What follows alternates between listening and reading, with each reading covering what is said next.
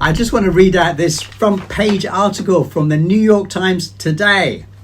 The headline is, US must maintain its global power. Ooh.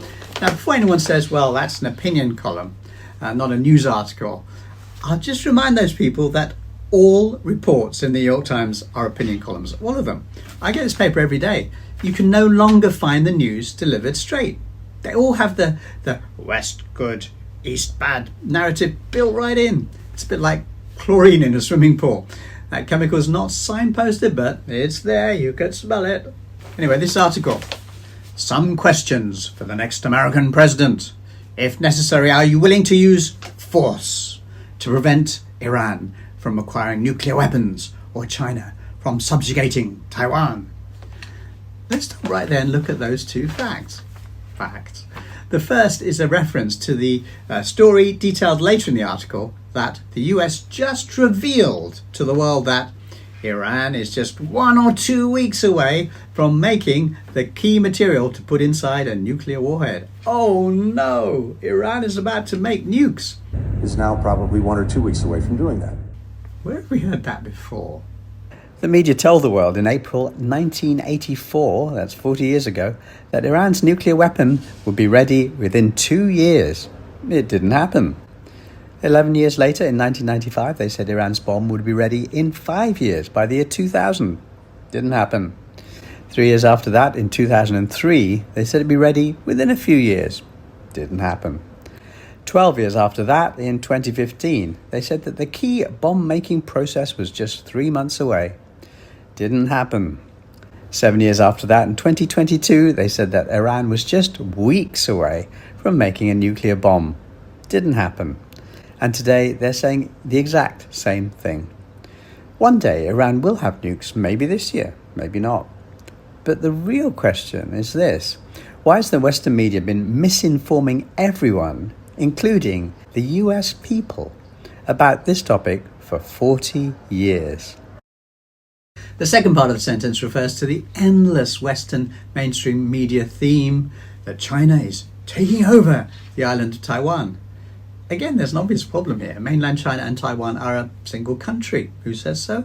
Well, the US says so. The UN says so. China says so. Even the Constitution of Taiwan says so. So everybody is agreed on that clear legal point, except for Western journalists. Now, like with the Iran nuke story, this allegation triggers a memory. We keep reading in the New York Times and the mainstream media that China is just about to take over Taiwan. In fact, we've read the same story every year for many, many years. Here's just like a handful of examples.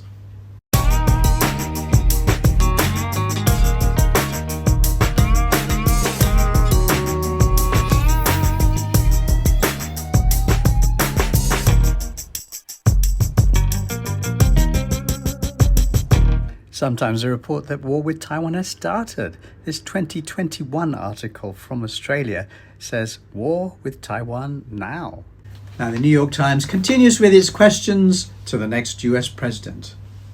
Are you prepared to increase military spending to Cold War levels to contend with great power competitors? Think about that. It's literally saying, in so many words, that the US is not spending enough on weapons. The US, which spends more than the next 10 countries combined, does not spend enough on the military. This is despite the fact that its annual budget is now in the region of $1 trillion. Not a million, not a billion, not 100 billion, but $1 trillion. That's 12 zeros every year. And then we come to the main argument. Above all, do you believe that maintaining our global primacy is worth the price in effort, treasure, and sometimes blood? At no point is the question asked, why? Why should the US have supremacy? Who put the US in charge of the planet? Who says that 4% of humanity has the right to rule over the other 96%? Now, of course, the paper has a dig at China, has many digs at China. Beijing has doubled its nuclear arsenal in recent years, it says.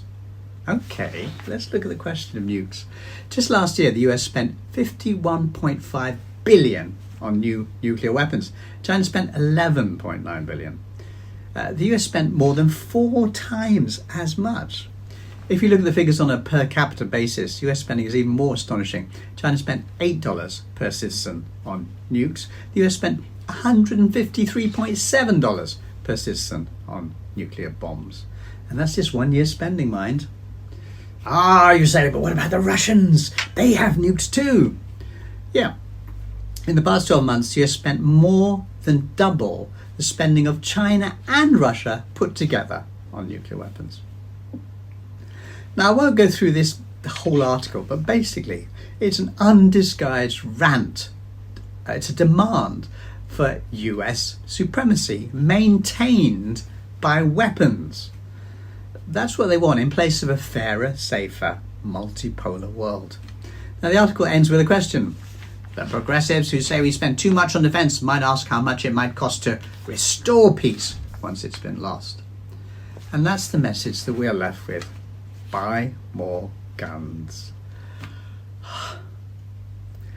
Honestly, perhaps we should end this with a look at the stock price of Lockheed Martin, the US's biggest defence company. And that's maybe the real story behind all this. But there is an alternative. Humans work together to create a multipolar world. Here's Arundhati Roy. The system will collapse if we refuse to buy what they're selling. Their ideas, their version of history, their wars, their weapons, their notions of inevitability. Remember this. We be many and they be few. They need us more than we need them. Another world is not only possible, she is on her way. On a quiet day, I can hear her breathing. Peace.